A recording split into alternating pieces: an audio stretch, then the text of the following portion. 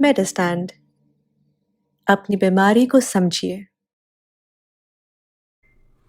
अस्सलाम वालेकुम ख़वातीन हज़रात, प्रोफेसर अज़ीज़ुर रहमान, मेडिस्टैंड अपनी बीमारी को समझिए की तरफ से।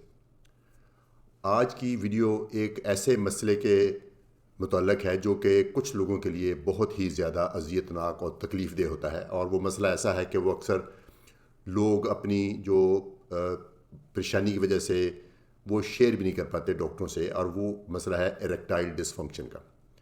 इरेक्टाइल डिसफंक्शन सिर्फ मर्दों को होता है, और ये इसका मतलब होता है, जिसको पहले हम इम्पोटेंस भी कहते थे। इसका मतलब है कोई ऐसा मर्द जो कि अभी जवान है और उसकी उम्र अभी ऐसी नहीं थी, लेकिन उसको किसी वजह से जो इरेक्शन है जो नहीं होती, और वो अपना इंटरकोर्स या हम बिस्तरी नहीं कर पाता। तो इसकी कई वजूहात होती हैं। मतलब यह है कि इसकी कुछ ऐसी वजूहात भी हैं जिनका हम बड़े आराम से इलाज कर सकते हैं, लेकिन कई दफ़ा ऐसी भी निकल आती है वजूहात जिसका इलाज नहीं किया जा सकता। तो एक तो मेरा मशवरा तमाम मर्दों से ये है कि अगर आपको ये इरेक्टाइल डिसफंक्शन है, यानी आपको हम बिस्तरी करने में मुश्किल पेश आती है, आपके जो उज़्व है उसमें इतना तनाव नहीं आता कि वो आप इंटरकोर्स या हम बिस्तरी कर सकते हैं, तो आप प्लीज़ अपने क्वालिफाइड डॉक्टर या फिजिशियन से मशवरा करें। हमारे मुआशरे में इसको एक टैबू समझा जाता है, डिस्कस नहीं किया जाता, और ये मसला बढ़ जाता है। और उस चूँकि डॉक्टर्स इतने शायद वो रिसेप्टिव नहीं होते इस बात को, तो ये अक्सर लोग हकीमों के पास चले जाते हैं, और हकीमों ने ऐसी ऐसी दवाइयाँ प्रिस्क्राइब कर देनी होती हैं जिनके बारे में उनको ख़ुद भी नहीं पता होता कि इसका क्या असरात है बॉडी पे, तो नुकसान भी हो सकता है। तो अगर आपका शुमार उन लोगों में है तो क्या आपको इरेक्टाइल डिसफंक्शन है, तो जो भी आपका डॉक्टर उससे आप मिलें और जाके खुल के बात करें। ये आपका हक है, इसमें कोई दो नंबरी नहीं है, कोई मसला नहीं है। आपका हक है, आपकी बॉडी का एक फंक्शन जो सही नहीं हो रहा, तो आपका हक है कि आप अपने डॉक्टर से हेल्प लें। तो आपके डॉक्टर आपसे बात सुनेंगे और पहले तो मसले की एग्जैक्ट नौइयत जानेंगे, चूँकि इसमें कई लेवल्स हैं। एक ये होता है कि बंदे को सेक्स करने की ख्वाहिश ही ख़त्म हो जाती है, इसको बोलते हैं लॉस ऑफ लिबिडो, वो एक और मसला है। दूसरा ये है कि इंटरकोर्स करने से पहले ही वो डिस्चार्ज हो जाते हैं, इसको बोलते हैं प्री मैच्योर एजैकुलेशन, ये भी और मसला है। लेकिन अगर एरेक्शन होती नहीं है, ये इतनी कमज़ोर होती है कि वो पेनिट्रेट नहीं कर पाते, इंटरकोर्स नहीं कर पाते, तो ये है इरेक्टाइल डिसफंक्शन। तो डॉक्टर आपकी बात गौर से सुनेंगे, और अगर वो नहीं भी कहते तो आप ख़ुद थोड़ा सा उनको कहें कि जी मेरा जो जो मुतल्लिका हिस्सा उसका मुआयना करें। तो जो मुतल्लिका हिस्सा है वहाँ का एक डॉक्टर मुआयना करेंगे, देखेंगे कि आपके जो ऑर्गन्स हैं इसमें कोई प्रॉब्लम तो नहीं, आपके जो टेस्टीज़ हैं उसका साइज़ सही है, जो पीनस है उसकी साख्त में कोई ख़राबी तो नहीं है, जो कोई और उसमें वहाँ को हर्निया वर्निया या कोई वेरिकोसील को ऐसी चीज़ तो नहीं बन गई, तो वो देखेंगे। उसके बाद मोस्ट प्रोबेबली वो आपके कुछ टेस्ट कराएंगे, चूँकि इसमें कुछ हार्मोन्स होते हैं बॉडी में, अगर उनकी कमी हो जाए या कुछ और हार्मोन्स हैं जिनकी ज़्यादती हो जाए, तो ये आपका जो इरेक्टाइल फंक्शन जो है ना, ये ख़राब हो सकता है। इसके अलावा वो डॉक्टर आपकी हिस्ट्री लेंगे, तफसीली कौन कौन सी दवाइयाँ खाते हैं आप। ये आपको हैरत होगी कि बहुत सारी दवाइयाँ ऐसी हैं जो कि मुमकिन आपको प्रिस्क्राइब की गई हों किसी अच्छी वजह से। डिप्रेशन की दवाइयाँ, नींद की दवाइयाँ, एंग्जाइटी की दवाइयाँ, एपिलेप्सी की दवाइयाँ, डायबिटीज़ की दवाइयाँ, और कई दिल की दवाइयाँ, कई ऐसी दवाइयाँ हैं अनफॉर्चुनेटली जिनके अंदर ये एक साइड इफ़ेक्ट होता है कि इरेक्टाइल डिसफंक्शन होता है।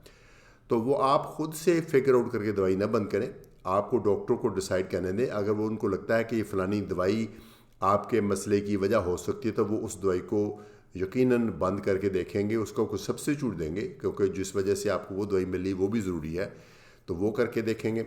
उसके अलावा वो डिप्रेशन एक बहुत बड़ी कॉज़ है, जो डिप्रेशन एंग्जाइटी है ये एक बहुत बड़ी कॉज़ है इरेक्टाइल डिसफंक्शन की, चूँकि ये जो इरेक्शन है इसका प्रोसेस दिमाग से चलता है एक्चुअली। पहले दिमाग में थोड़े से जिनसी ख्यालात आते हैं, वहाँ से फिर जो हमारी नर्व्स हैं, ऑटोनोमिक नर्व्स कहते हैं उनको, वो सिग्नल देते हैं, पीनस तक जाते हैं, वहाँ से फिर जाके جو خون کا دورانہ ہے اس میں خون جانے والی نالیاں وہ کھلتی ہیں، جو خون واپس لانے والی وہ بند ہوتی ہیں، تو اس میں جو بلڈ پمپ ہوتا ہے پینس میں تو اس کی وجہ سے تناؤ ہوتا ہے، تو یہ سارا سسٹم کئی دفعہ ڈپریشن کی وجہ سے افیکٹڈ ہوتا ہے۔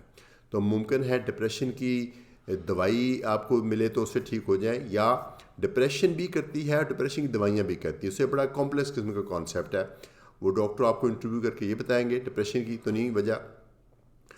اس کے علاوہ اس میں کئی دفعہ ہمیں کاؤنسلنگ کر کے، کئی دفعہ ایسی وجہ ہوتی ہے کہ مرد اور عورت میں پراپر انڈرسٹینڈنگ نہیں ہوتی، اس وجہ سے بھی اریکٹائل ڈسفنکشن ہو سکتا ہے۔ کئی دفعہ جو اس کی عورت ہے، بیوی ہے، وہ اتنی ریسیپٹیو نہیں ہوتی، اس کی وجہ سے وہ اریکٹائل ڈسفنکشن ہو جاتا ہے۔ اس کے کافی وجوہات ہیں۔ اچھا، اس کا جو مستقل حل تو یقیناً یہی ہے کہ اس کی وجہ ڈٹرمن کی جا سکے، جو کہ ممکن ہے ہسٹری پہ پتہ چل جائے، ممکن ہے ایگزامینیشن پہ پتہ چل جائے، ممکن ہے لیبارٹری ٹیسٹ کرنے پہ پتہ چل جائے۔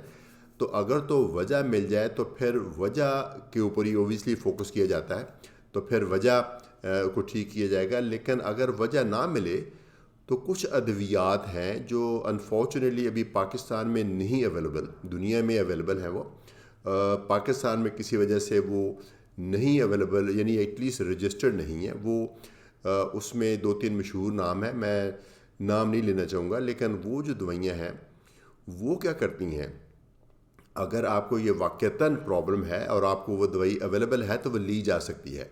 ان ادویات کے بارے میں لوگوں کو بہت خوف ہے کہ شاید یہ دل کو نقصان دیتی ہیں، ایسا نہیں ہے، عام دوائیوں کی طرح وہ بھی ہیں۔ اس کا یہ ہوتا ہے کہ جب آپ نے یہ عمل کرنا ہو، یعنی میں بھی ویکینڈ پہ، تو اس سے گھنٹہ پہلے، گھنٹہ 1.5 گھنٹہ پہلے وہ ایک گولی کھانی ہوتی ہے۔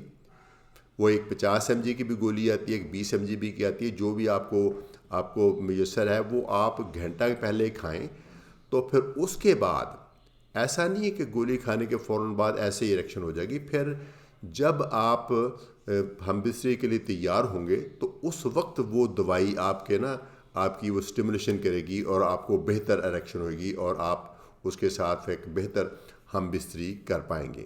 چونکہ یہ ایک تو انسان کی بنیادی خواہش ہوتی ہے، مردوں کی خواہش ہوتی ہے کہ یہ، اور پھر پارٹنر کی بھی خواہش ہوتی ہے۔ پھر یہ دیکھا گیا کہ اگر آپ کو بندہ یہ نہ کر پائے تو وہ اس کو بہت سخت قسم کی ندامت سی اور ڈپریشن سی ہو جاتی ہے، وہ پھر آگے اور مسائل شروع ہو جاتے ہیں۔ تو میں سمجھتا ہوں کہ میں نے ایسے بھی دیکھا ہے کہ کئی کپل ابھی شادی ہوئی ہے، شادی ہونے کے بعد وہ پہلی دفعہ ان کو یہ ایکسپیرینس کرنا تھا لیکن ان سے نہیں ہوا، وہ ان میں بھی کئی دفعہ یہ ہم دوائی استعمال کر لیتے ہیں، چونکہ ایک دفعہ دوائی استعمال ہو کے 1-2 دفعہ ان کا یہ کام سکسیزفلی ہو جائے تو پھر ان میں کانفیڈنس آ جاتا ہے، پھر کئی دفعہ وہ بغیر دوائی کے بھی یہ کر سکتے ہیں۔ تو میں سمجھتا ہوں کہ اگر یہ آپ کو دوائی میسر ہے تو یہ آپ کھا سکتے ہیں۔ یہ عام دوائیوں کی طرح تھوڑا سا سائیڈ افیکٹ ضرور ہے لیکن کوئی ایسا بہت بڑا اس کا نہیں ہے۔